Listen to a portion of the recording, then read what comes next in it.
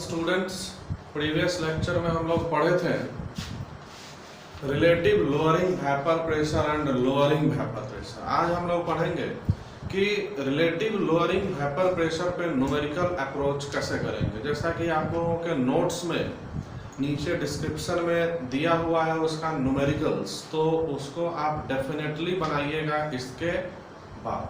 मतलब ये थ्योरी पढ़ाने के बाद उन न्यूमेरिकल्स को डेफिनेटली आप अप्रोच करिए। तो देखते हैं हम लोग कैसे न्यूमेरिकली अप्रोच करेंगे relative lowering vapour pressure. Then we know according to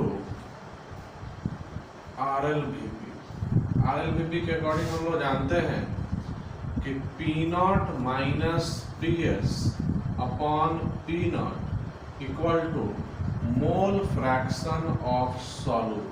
clear. और आपको पता है सॉल्यूट को हम लोग रिप्रेजेंट करते हैं किस चीज से, A से, that's why XA। Clear. XA means mole fraction of solute.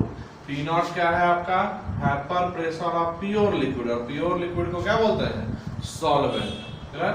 Vapour pressure of pure liquid and TS is vapour pressure of solution upon vapour pressure of solvent. Clear.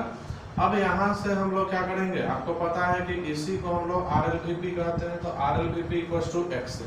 तो इधर का पार्ट फिक्स्ड है, इधर के part में आपको कुछ amendment करना है। क्या करेंगे, आपको पता है कि मोल fraction of solute means XA का फॉर्मूला होता है, जो कि हम शुरुआत के लेक्चर्स में ही हम लोग या 11th में ही पढ़ चुके हैं कि number of moles of solute means mole fraction equal to individual mole divide upon total mole. तो टोटल मोल्स क्या means mole number of moles of solute plus number of moles of solvent. तो इसको put करेंगे Na upon Na plus Nb। Clear है। अब assume करो आप कि सॉल्वेंट, जैसे आपको पता है हम लोग इस लिक्विड में ये सॉल्वेंट है, इसमें सॉल्यूट को ऐड किए। क्लियर। तो आपको पता है सॉल्वेंट के कंपैरिजन में सॉल्यूट काफी कम होता है। फॉर एग्जांपल कि अगर आप 1 लीटर पानी लोगे और उस 1 लीटर पानी में आपको हम बोले कि इसमें चीनी को डिजॉल्व करना है, शुगर डिजॉल्व करना है, तो उस शुगर में आप लोग क्या करोगे कि उस वाटर के अंदर शुगर डेफिनेटली उस वाटर से कम अमाउंट में लोगे, कभी भी ज्यादा अमाउंट में नहीं होगा। Then if amount of solute is very less than amount of solvent, और amount of substance का ये SI बेस यूनिट मोल्स होता है। क्लियर। तो number of moles of solute is very less than number of moles of solvent। Clear है। then we can write XA equal to number of moles of solute। Clear. तो इसके बदले हम लोग यहाँ पे अगर लिख दें Na प्लस Nb, तो ये अप्रोक्सीमेटली इक्वल, देखो दोनों को, क्योंकि ये काफी कम है, तो Na plus Nb equal to क्या हो जाएगा, Nb। जैसे अगर आपके पास 5,000 करोड़ रुपया हो और हम बोले आपको, हम दिए अपने तरफ से 5 रुपया, तो 5,000 करोड़ प्लस 5 रुपया इक्वल टू कितना हो गया, 5,000 करोड़ ही होगा, क्योंकि 5,000 करोड़ के कंपेयर में ये 5 रुपया का कोई वैल्यू है नहीं। That's why Na plus Nb can be written as Nb, number of moles of solvent. So यहाँ पे हम लोग लिख सकते हैं number of moles of solute upon number of moles of solvent. Clear है।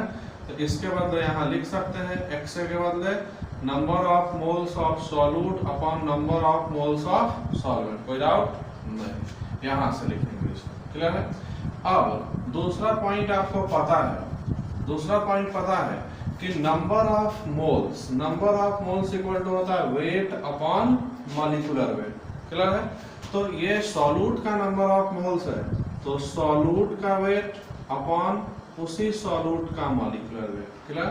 अपॉन Nb सॉल्वेंट का number of moles है, देन सॉल्वेंट का वेट Wb अपॉन सॉल्वेंट का ही मॉलिक्यूलर वेट। क्लियर है।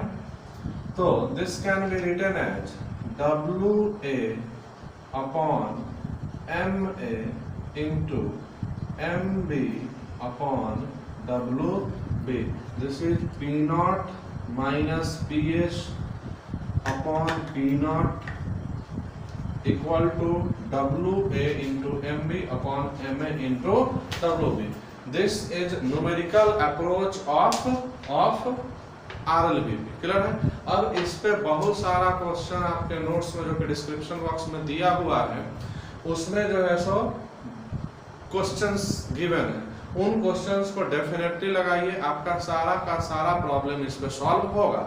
सबसे बड़ा इसमें क्लू होता है इस वेपर प्रेशर ऑफ सॉल्वेंट और वेपर प्रेशर ऑफ सॉल्यूशंस के यूनिट को सेम करना। आप ध्यान रखिएगा कि हमेशा यूनिट को सेम रखिएगा तभी क्वेश्चन बनेगा, नहीं तो क्वेश्चन नहीं बनेगा। अगर यहाँ पे वेट जो है सो ग्राम में लेते हैं, gram is the CGS unit, तो यहाँ भी आपको लेना होगा CGS में। लेकिन अगर WA/MA करके आप उसको नंबर ऑफ मोल्स निकालते हैं तो number of moles is SI base unit, तो यहाँ पर भी आप वेपर प्रेशर ऑफ सॉल्वेंट और वेपर प्रेशर ऑफ सॉल्यूशन को SI यूनिट में ही लीजिएगा। अगर यूनिट डिफरेंट करिएगा तो क्वेश्चन कभी नहीं बनेगा, आपको आता हुआ क्वेश्चन भी गलत हो जाएगा। क्लियर? तो डेफिनेटली यहाँ पे आपको इसके यूनिट का ध्यान रखना है। क्लियर है? चलिए अब हम लोग देखेंगे types of solution on the basis of Rawls law. Rawls law के बेसिस पर सॉल्यूशंस का टाइप हम लोग बहुत सारा different types of solution different basis पे पढ़े, जैसे फिजिकल स्टेट के बेसिस पे पढ़े थे, on the basis of number of components के बेसिस पे पढ़े थे। अब हम लोग पढ़ेंगे सॉल्यूशंस का type on the basis of Rawls law. Clear है? अब बहुत सारा ऐसा सॉल्यूशन होगा जो रॉल्स लॉ को फॉलो करेगा। क्लियर? अब बहुत सारा ऐसा सॉल्यूशन होगा जो रॉल्स लॉ को फॉलो नहीं करेगा। तो उस टाइप का solution, such type of solution which follows Rolle's law, follows Rolle's law, जो भी रॉल्स लॉ को सॉल्यूशन फॉलो करेगा वो आइडियल सॉल्यूशन होगा, और the solution which does not follow,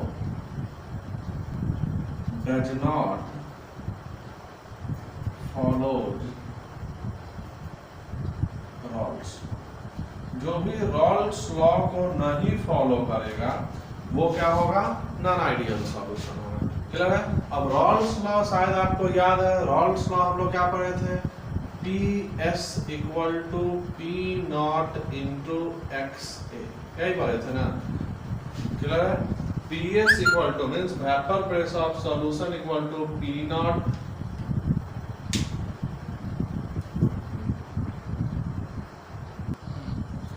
चलिए देखिए कि सॉल्यूशंस का टाइप रॉल्स लॉ पर पढ़ने से पहले, रॉल्स लॉ के बेसिस पे पढ़ने से पहले हम लोगों को इंटरमिक्सिंग देखना होगा। क्लियर?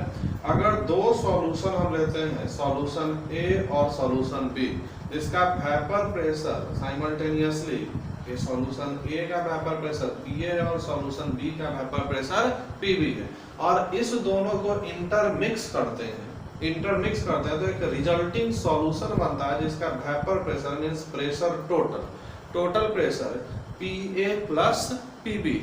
अगर ये PA plus BB P total के बराबर होता है, मींस अगर P total equal to PA plus PB हुआ तो ये रॉल्स लॉ को फॉलो करेगा। Clear?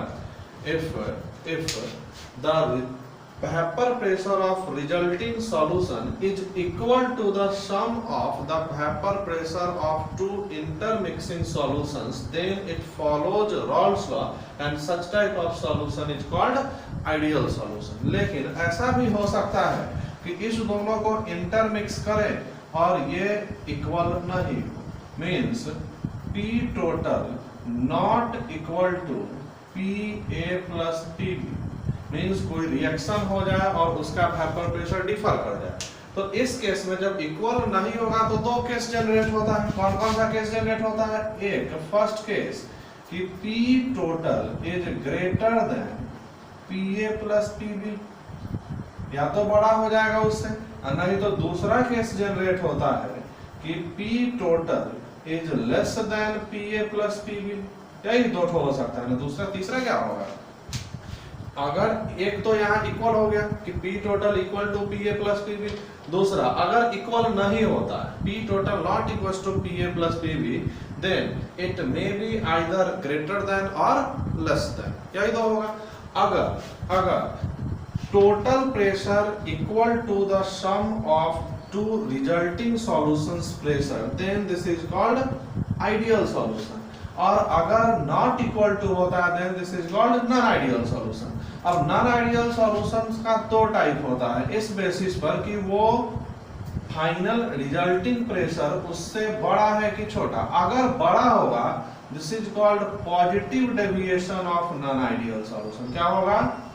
Positive deviation of non ideal solution. Clear? और अगर लेस देन हुआ तो this is called negative deviation of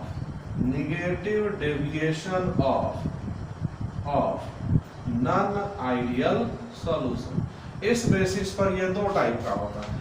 अब जब positive deviation of non ideal solution, जब आइडियल सॉल्यूशन होगा तो इसमें इनका प्रॉपर्टीज भी होता है। फर्स्ट प्रॉपर्टी तो ये होगा कि P total is equal to PA plus PB, means ideal solution का फर्स्ट प्रॉपर्टी होगा कि solution must follow the Raoult's law, that is P total is equal to PA plus PB। Clear? उसके बाद दूसरा क्या बात होगा कि इसका जो वॉल्यूम होगा ये V1, इसका वॉल्यूम अगर हम V1 मान ले और इसका वॉल्यूम अगर V2 मान ले, तो इस फाइनल रिजल्टिंग सॉल्यूशन का जो वॉल्यूम होगा V टोटल, या V टोटल कहिए या V मिक्सिंग बोलो आप। मिक्सिंग कहने का मतलब कि जब दोनों सॉल्यूशन को मिक्स करने के बाद जो फाइनल वॉल्यूम होता है दैट वॉल्यूम। क्लियर? तो V मिक्सिंग क्या होगा? V mixing is equal to V1 plus V2। Clear है? V1 प्लस V2 के इक्वल हुआ मतलब ये वॉल्यूम और ये वॉल्यूम और इसके वॉल्यूम में कोई डिफरेंस है क्या? नहीं है। मींस इस दोनों का अगर डिफरेंस लिया जाए delta V mixing, delta V mixing करने का मतलब कि मिक्सिंग करने के बाद इन दोनों सॉल्यूशन का सम और इस सॉल्यूशन के वॉल्यूम में डिफरेंस कितना होगा? 0 होगा। अगर 0 आया तो वो आइडियल सॉल्यूशन होगा। क्लियर? अब मान लेते हैं दूसरा कि इसका टेम्परेचर T1 है, क्लियर, इसका टेम्परेचर T2 है, और इस दोनों को मिक्स करने के बाद जो अपना रिजल्टिंग सॉल्यूशन हुआ इसका अगर टेम्परेचर हम T मिक्सिंग माने, क्लियर, कहीं कहीं T आपको टेम्परेचर नहीं देके इंथैल्पी के फॉर्म में दे देगा। क्लियर है? इसको बोल देगा H1, इसको बोल देगा H2। क्लियर? हीट 1 हीट 2 मतलब हीट फर्स्ट सॉल्यूशन का, या HA, क्योंकि यहाँ पर हम लोग A सॉल्यूशन माने तो HA, ये HB। क्लियर? तो इसका जो फाइनल होगा, फाइनल कहने का मतलब कि इंटर मिक्सिंग के बाद H मिक्सिंग मतलब दोनों सॉल्यूशन को जो हम मिक्स करके थर्ड सॉल्यूशन बनाते हैं फाइनल रिजल्टिंग सॉल्यूशन, तो इसका हीट जो होगा इंथैल्पी ये H1 प्लस H2 होगा। मींस इन दोनों का सम और इस सॉल्यूशन रिजल्टिंग सॉल्यूशन का डिफरेंस अगर निकालते हैं तो क्या होगा? डेल्टा H मिक्सिंग, डेल्टा का मतलब डिफरेंस, H का मतलब हीट, और हीट कब का डिफरेंस? मिक्स करने के बाद डेल्टा H मिक्सिंग कितना हो जाएगा? 0 हो जाएगा। अगर 0 हुआ तो ये आइडियल, मींस इतना प्रॉपर्टी को फॉलो करेगा कौन? Ideal solution. अब अगर यही बात हम नॉन आइडियल में जाके बात किया जाए तो नॉन आइडियल में जैसा कि आप लोग देखें यहाँ नॉट इक्वल टू हुआ है, उसी तरीके से मिक्सिंग करने के बाद इसका जो वॉल्यूम डिफरेंस होगा वो 0 नहीं होगा। मतलब दोनों का, इन दोनों का इसमें जब मिलाएंगे तो कुछ ना कुछ या तो बढ़ेगा या तो घटेगा। मींस डेल्टा V मिक्सिंग जो होगा ये 0 के इक्वल नहीं होगा, नॉट इक्वल टू 0। उसी तरीके से तीसरा बात अगर किया जाए कि हीट का क्या चेंज होगा, तो डेल्टा H मिक्सिंग जो होगा, डेल्टा H मिक्सिंग ये भी 0 नहीं होगा। क्लियर? उसी तरीके से अगर पॉजिटिव डेविएशन और निगेटिव डेविएशन का बात किया जाए तो पॉजिटिव डेविएशन में डेल्टा V मिक्सिंग, क्योंकि आपको प्रेशर का तो पता ही है कि ग्रेटर देन होगा, और नॉन निगेटिव डेविएशन में लेस देन होगा। क्लियर है? तो डेल्टा भी मिक्सिंग क्या होगा आपका, लेस देन 0, क्लियर? फिर यहाँ पे डेल्टा एच मिक्सिंग क्या होगा, less than 0, sorry greater than होगा। और निगेटिव डेविएशन में क्या होगा, डेल्टा भी मिक्सिंग, यहाँ पे डेल्टा भी मिक्सिंग लेस देन 0 और delta H mixing less than 0। तो ये सारा प्रॉपर्टीज है positive deviation, negative deviation of non ideal solutions का, फिर यहाँ आइडियल सॉल्यूशन का, यहाँ फिर नॉन आइडियल सॉल्यूशन का। अब हम लोग नेक्स्ट क्लास में डिस्कस करेंगे कि इनका ग्राफ्स कैसे बनाते हैं, क्लियर है? तो न्यूमेरिकल